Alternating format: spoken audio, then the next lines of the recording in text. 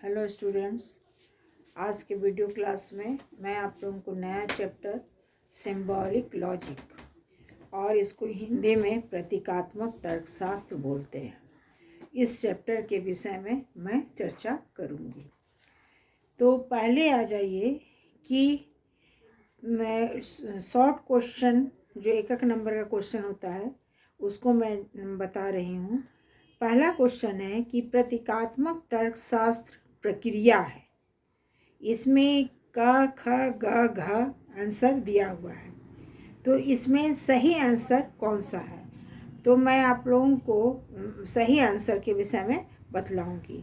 पहला है प्रतीकों के माध्यम से सत्यता की स्थापना।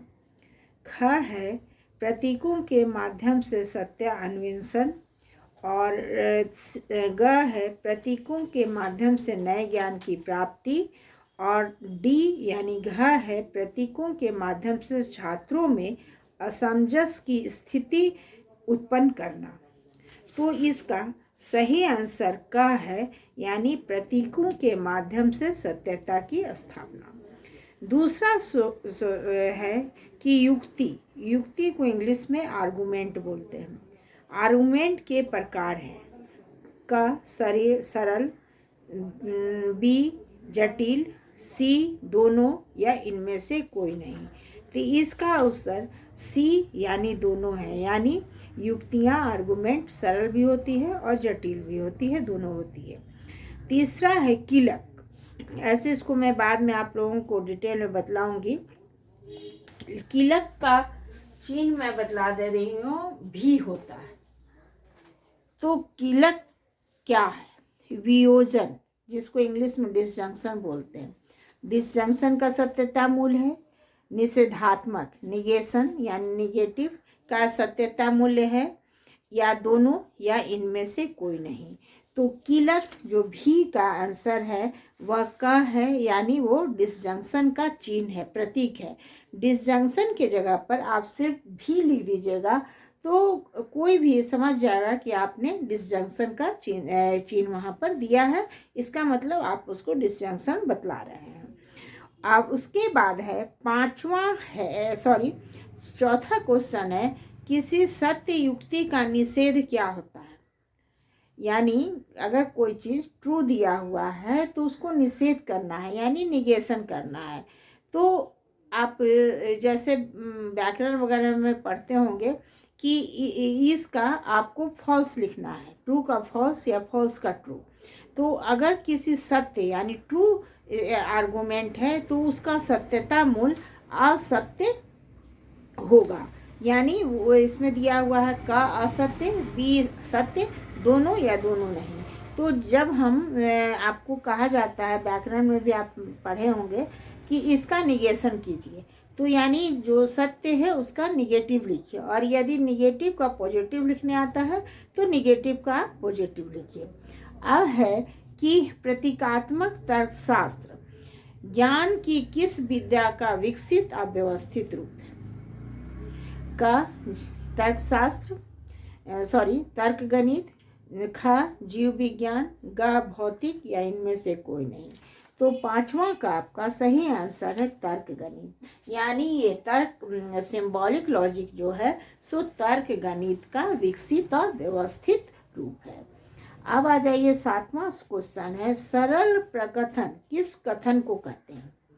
क जिस प्रकथन में केवल एक ही युक्ति हो। दूसरा जिस प्रकथन में दो या दो से अधिक युक्ति हो। तीसरा उपयुक्त दोनों या इनमें से कोई नहीं। तो जिसमें सिर्फ एक युक्ति होती है उसे हम सरल युक्ति कहते हैं, यानी इसका सही आंसर क है। और जिसमें जटिल युक्ति जब दो एक से अधिक होता है तो उसको हम जटिल युक्ति कहते हैं, यानी आर्गुमेंट जो है वो जटिल होता है। अब आ जाइए कि आठवां आम लाल है। यह प्रकथन है, सरल है, जटिल है, आपादित है। धीरे धीरे मैं पढ़ाऊंगी। आपादित को इंग्लिश में इम्प्लीकेशन बोलते हैं, और इम्प्लीकेशन का चिन्ह उल्टा यू है। तो यह सोपाधिक है। तो इसका सही आंसर है 8वां का क यानी सरल युक्ति है, इसमें सिर्फ एक स्टेटमेंट दिया हुआ है। अब आ जाइए जटिल युक्ति किसे कहते हैं। क है जिस प्रकथन में केवल एक युक्ति हो। दूसरा जिस प्रकथन में दो या दो से अधिक युक्ति हो। तीसरा उपयुक्त दोनों या इनमें से कोई नहीं। इसका आंसर मैं पहले ही बतला चुकी हूँ कि जब एक से अधिक होता है तो उसको हम जटिल युक्ति बोलते हैं, यानी इसका सही आंसर ख है, बी। अब आ जाइए 10वां क्वेश्चन है। और, तथा, सिवाय, और भी, लेकिन, यद्यपि, तो भी आदि ये हैं। संयोजन है यानी कंजंक्शन है। निषेधात्मक प्रदर्शन है यानी निगेटिव है, या सोपाधिक यानी इम्प्लीकेशन है, या इनमें से कोई नहीं। तो इसका सही आंसर है 10 का आपको का यानी यह कंजंक्शन संयोजन का है। उसके बाद 11 आ जाइए कि राम तेज है या नटखट। यह यौगिक प्रकथन को क्या कहते हैं। पहला वियोजन, दूसरा निषेध, तीसरा सोपाधिक, या इनमें से कोई नहीं। 11वां का सही आंसर है वियोजन, यानी इंग्लिश में इसको डिसजंक्शन बोलते हैं, डिसजंक्शन है। अब आ जाइए 13, सोपाधिक प्रकथन को अन्य किस नाम से जाना जाता है। तो इसको पहला है सरल प्रकथन, दूसरा है हेतुवाचक प्रकथन, तीसरा है आपादनात्मक प्रकथन, और डी है इनमें से कोई नहीं। तो 13 का सही आंसर है का, ख और ग, यानी दोनों है, मतलब बी है और सी है, तो ये दोनों आंसर है। अब आ जाइए कि यदि परीक्षा जल्द हुई तो वह प्रथम करे। यह कौन सा यौगिक प्रकथन है। सोपाधिक प्रकथन, वियोजन यानी डिसजंक्शन, या निषेधात्मक निगेशन, या इनमें से कोई नहीं। तो 12वां का सही आंसर है सोपाधिक प्रकथन यानी इम्प्लीकेशन है। उसके बाद आ जाइए कि यदि पी कोई एक प्रकथन है, माने यदि पी कोई एक स्टेटमेंट है, तो उसका निषेध क्या होगा। यानी अगर पी दिया हुआ है और बोलता है कि पी का निगेशन कीजिए, तो पी का निगेशन यानी निगेशन का चिन्ह यह है और नॉट पी होगा। ठीक है, तो इसका आंसर आपको निषेध करने का नॉट पी होगा, यानी ग आंसर है इसका, नॉट पी। तो इसमें पहला आंसर है पी डॉट क्यू, या पी डिसजंक्शन क्यू, या भी पी। तो इसका सही आंसर ये है, यानी बी है। अब आ जाइए कि ए इम्प्लीकेशन बी का यौगिक तर्क वाक्य का संकेत मिलता है। संयुक्त यौगिक तर्क वाक्य, वैकल्पिक यौगिक तर्क वाक्य, सी आपादाकिक यौगिक तर्क वाक्य, और घ निषेधात्मक तर्क वाक्य। तो 5वां का ग आंसर है आपादिक यौगिक तर्क वाक्य। अब ये हो गया। अब मैं आप लोगों को बतलाती हूँ कि प्रतीकात्मक तर्कशास्त्र क्या है। What is symbolic logic.